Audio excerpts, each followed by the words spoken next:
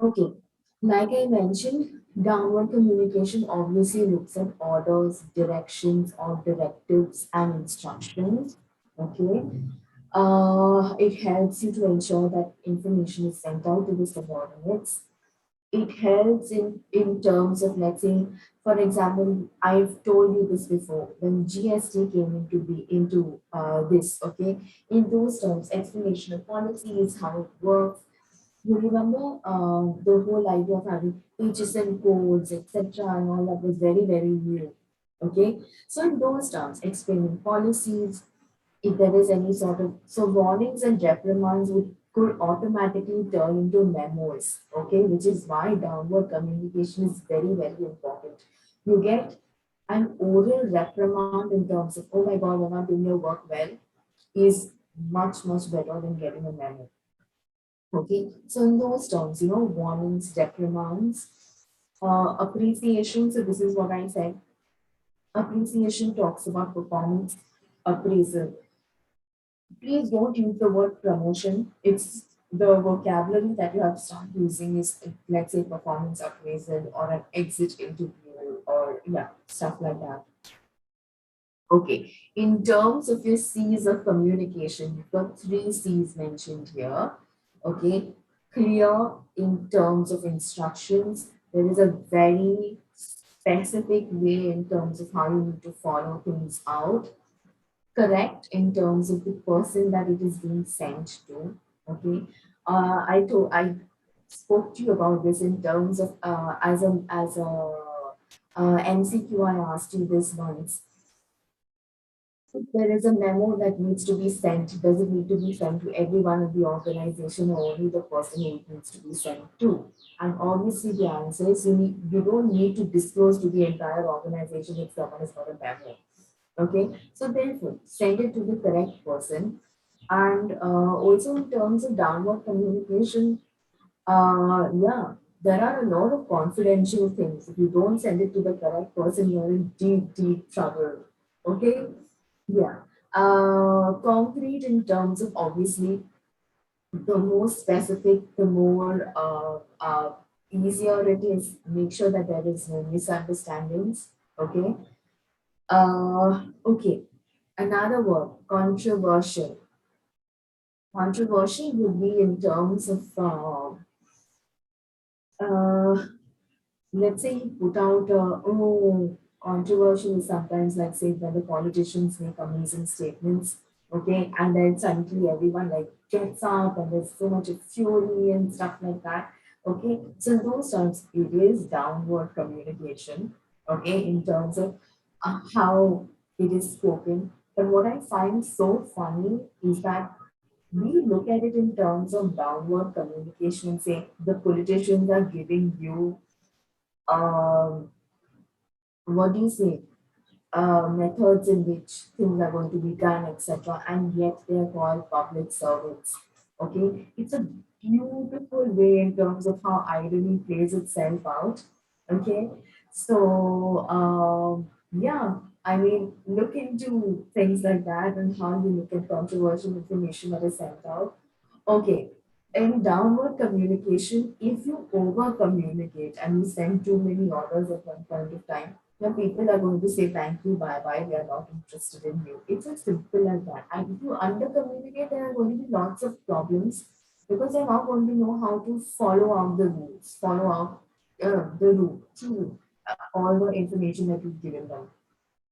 It is time consuming in terms of when decisions need to be made, okay, and when they say yes, we are reaching a decision in a matter of days, okay, and you kind of understand how it works, okay, because in terms of you understand how it needs to play out through the different hierarchies, okay, so therefore it is very time consuming.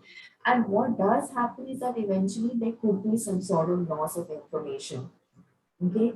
um, when that happens, when there is loss of information, there is bound to be distortion. Okay. If you leave out a very important chunk of piece of information, not everyone is going to be able to be on the same page as you. Okay. In terms of orders, directives, and information, there is resistance. Okay. In terms of why do we have to follow this? The old rules are better. Why is change necessary, etc. Okay. And yeah, everyone has got different priorities. 90% of people, even like in terms of whether you're working in an organization or whatever, you're still kind of working for yourself, right?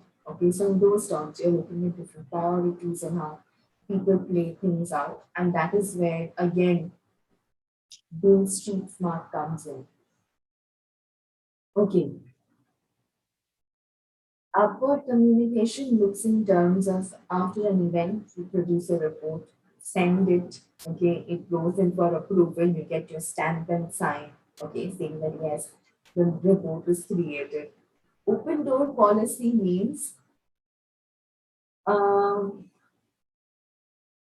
if you've ever been to someone's office, okay, and the door is open, it's as simple as that. The door is open, you can walk in, it suggests approachability, okay, as in they are available for you at any point of time. And when you find the door closed, the shutters pulled down, and you have to walk up to the door and knock, okay, it suddenly reminds you who you are. Okay, so in those terms, open door policy. How approachable are you? Gatherings in terms of upward communication. Group gatherings could easily now a lot of people interpret group gatherings as the beginnings of trade unions. Okay.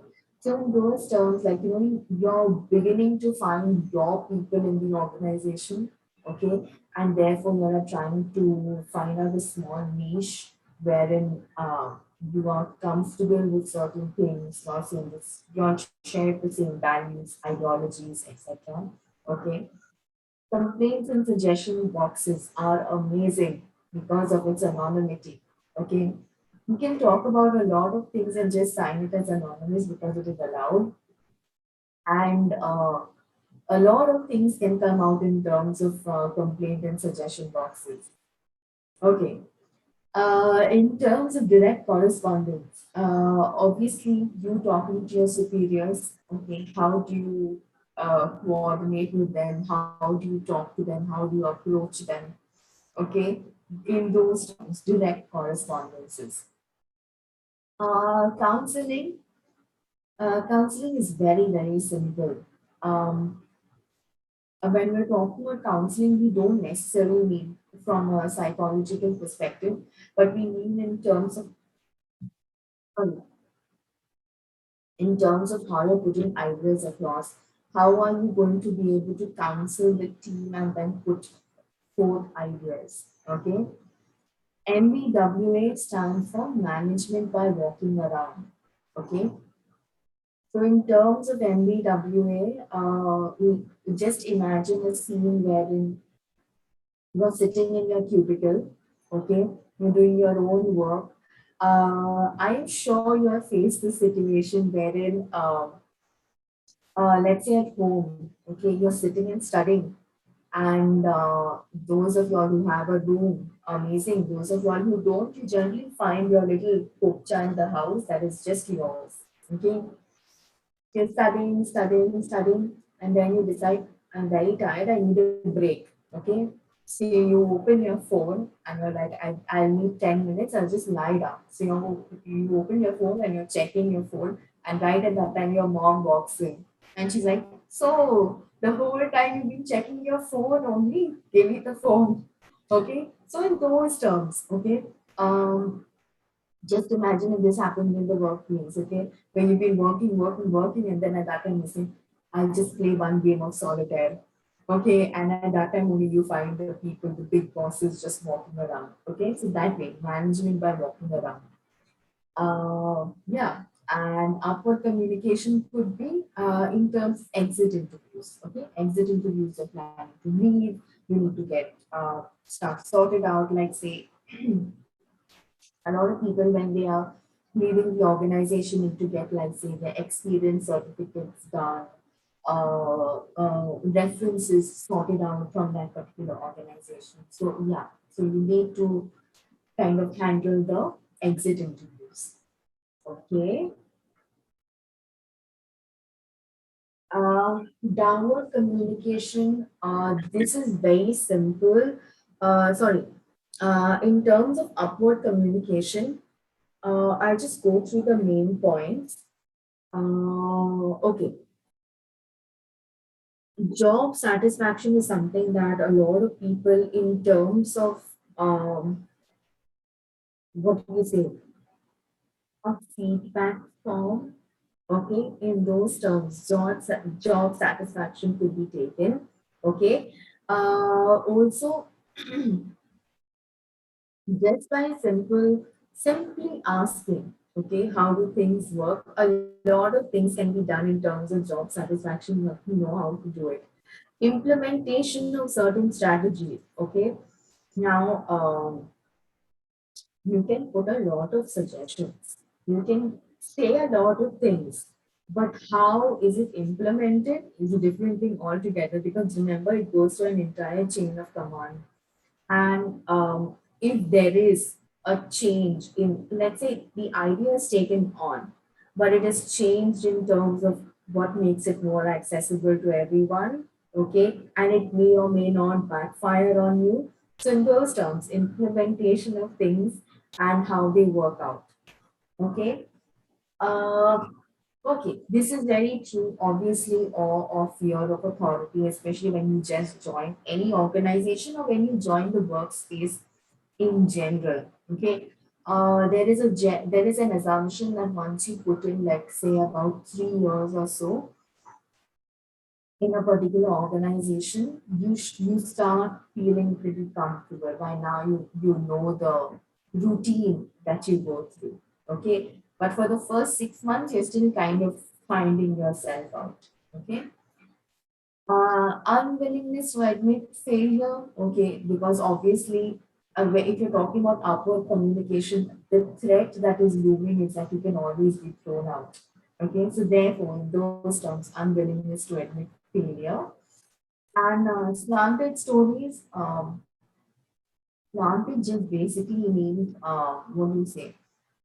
You give a version of the story that works in your benefit. Okay, so those terms, slanted stories. Um, yeah, like say for example, oh, the best one, but he started it. Okay, so in those, like you kind of change the dynamic to work better for you.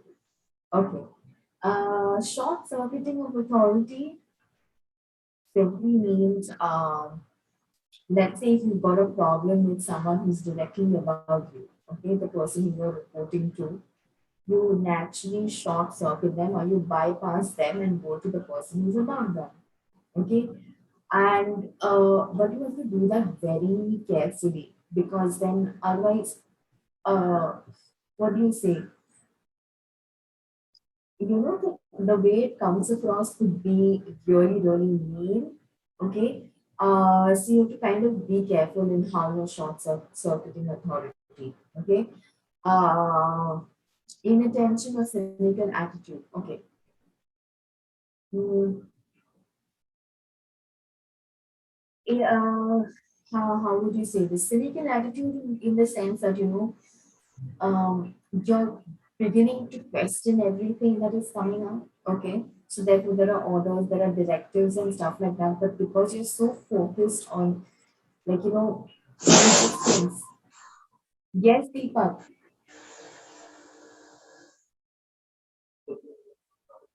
Okay.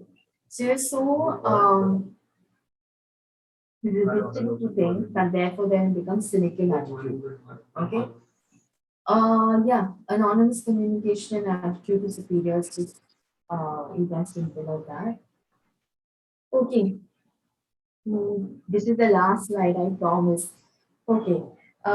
In terms of diagonal communication, okay, um, diagonal communication very simply, like I mentioned, okay, if someone who is not available at that point of time, you go to the next person in charge.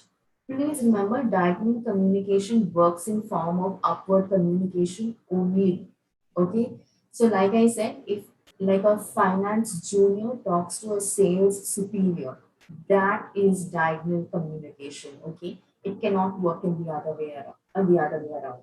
Okay, so therefore there is cross communication.